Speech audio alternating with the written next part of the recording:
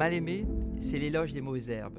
Ces herbes folles, aucun parfum ne les honore. Elles sont dédaignées des hommes comme des êtres à la marge, des laissés pour compte. Et ça fait longtemps que je suis excédé par cette parfumerie qui ne revendique que les matières nobles, comprenez coûteuses, bois de santal, rose, iris. Et puis l'appellation mauvaise herbe, j'ai toujours trouvé ça injuste. Elles sont souvent bienveillantes, avec des vertus pour la santé, comme par exemple l'ortie. Elles peuvent aussi avoir des parfums surprenants. En fait, je les trouve touchantes, ces herbes folles qui poussent toutes seules. Avec Mal-Aimé, j'ai voulu rendre justice enfin à ces herbes bannies des flacons et des beaux quartiers. J'ai donc rassemblé dans ce parfum tout un cortège de Mal-Aimé, des ronces, des racines, des orties, des chardons.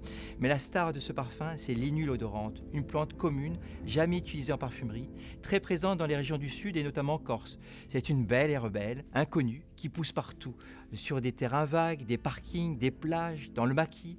L'huile essentielle d'inule dans Mal-Aimé provient de plantes sauvages cueillies dans le maquis et certifiées bio. C'est une essence très riche, d'abord verte et fraîche, à la fois herbacée, rosée, solaire et même salée et musquée.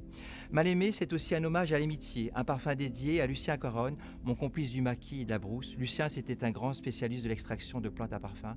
On avait tous les deux une affection pour l'inule. Pendant des années, on se disait qu'il fallait absolument faire connaître le parfum de cette mauvaise herbe à la personnalité étrange.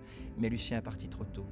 Mal-Aimé est un parfum gorgé d'essence d'inule qui provient justement des productions corses des fils de Lucien, Stéphane et Alexandre. Je sais que Mal-Aimé paraît déroutant parce que inclassable, mais peu importe. Pour moi, Mal-Aimé est noble naturellement.